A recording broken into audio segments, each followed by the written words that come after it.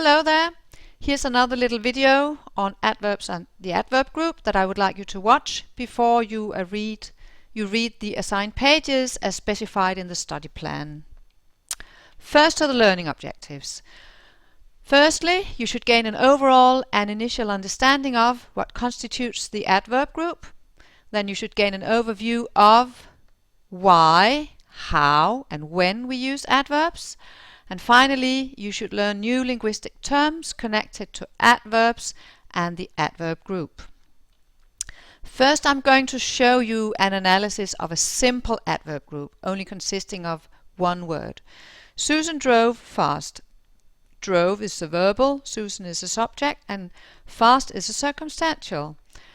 And the circumstantial is made up by an adverb group, and since it's a simple adverb group, we have only a head, which consists of an adverb. And now to an adverb group that's complex, consisting of more than one word. Peter drove very fast. Verbal is drove, Peter is subject, and the circumstantial is very fast, or very fast is a circumstantial. It says something about the circumstances. The circumstantial is made up by an adverb group, and since this is a complex adverb group, we have a head, the main word, which is fast, and a pre-modifier, which is very. Both are adverbs. And then we have an example of another complex adverb group, a little bit more complicated. Susan drove much faster than she was used to. Drove is a verbal, Susan is a subject, and since the circumstantial says something about the circumstances, much faster than she was used to is a circumstantial, and the material that makes up this circumstantial is an adverb group. The head is faster, and the pre-modifier is much, and then we have a post-modifying finite subclause. If we look at the finite subclause, first of all we have a subordinating conjunction, than.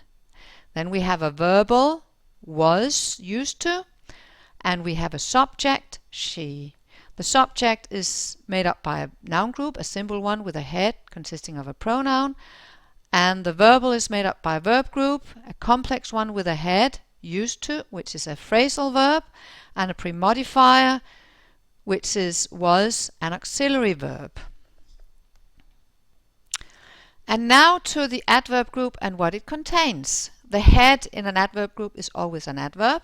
Then we can have pre-modifiers, which are also always adverbs.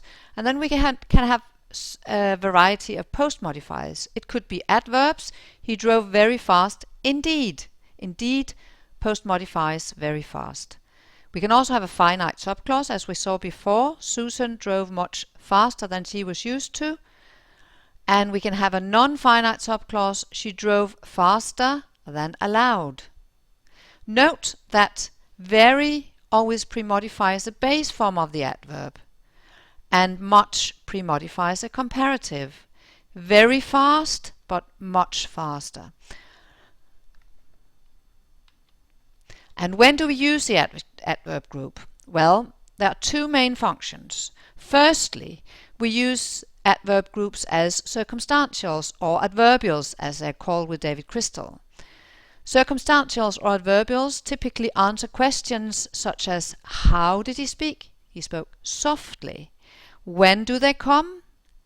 They're going to come tomorrow. Why did she die? She died of pneumonia. Where do they live? They live in the country. We can also have some adverbs function as sentence circumstantials. First, for example, firstly, furthermore, however, and they function as words that knit together sentences and even paragraphs to create coherence and cohesion. For this you can see more in David Crystal, pages 178 to 179. The other function that adverb groups have is as pre-modifiers, and in that case it often pre-modifies adjectives or other adverbs. So as a pre-modifier in an adjective group, we lot of the time we use very or much. The book was very difficult to read. As a pre-modifier in an adverb group, we could have I tackled the situation absolutely horribly. So absolutely pre-modifies horribly, which is the head. Could also be a pre-modifier in a noun group. He is quite a handsome young man. Not just a handsome young man, but quite a handsome young man. And then there are a few other functions that adverbs can have, for instance, as post-modifiers in a noun group. This is the way out, or part of phrasal verbs. The family brought up 10 children.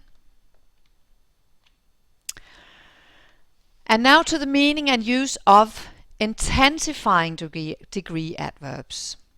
They are often used as pre-modifiers, or they are not often. They are used as pre-modifiers in adjective groups and adverb groups. And as the headline suggests, they are used to intensify adjectives or other adverbs. Examples of intensifying degree adverbs could be almost, amazingly, awfully, extremely, fantastically, much, nearly, rather, splendidly, very, very. The choice of degree adverbs is very much related to level of style. If you say, he drove rather splendidly, that would be high level of style. But if you would say, we're almost home now, that would be at the lower end of level of style. So it's important to consider your choice of degree adverbs according to level of style. And how do we distinguish adverbs from adjectives? This is an issue that many Danish learners have difficulties with. Well, adjectives, they describe or classify things, persons and ideas, which would be, the word class would be nouns and pronouns, whereas many adverbs describe actions, where the word class would be verbs. But adverbs would also describe other adjectives and even whole sentences. In Brunta and Brian on pages 333 you can find a list of this. And now to the comparison of adverbs. The main rules of comparison of adverbs are very similar to the ones that we've seen with adjectives. We have base form, or what we call the positive, we have the comparative, and we have the superlative. Most adverbs can be compared in those three forms. Inflectionally, as far, further, furthest, where they add something here, they are inflected, but also syntactically, that is with more and most. Since most, or at least many adverbs, they add a little ly, often they are compared syntactically, because they become longer when an ly has been added.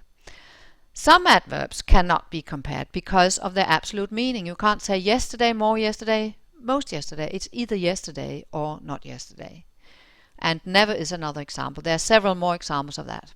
For more details on the comparison of adverbs, you could check Brunta and Brian, pages 326 to 327. That was it. Literature I've been using, as usually, Brunta and Brian and David Crystal. Now have fun reading your assigned pages about adverbs and the adverb group.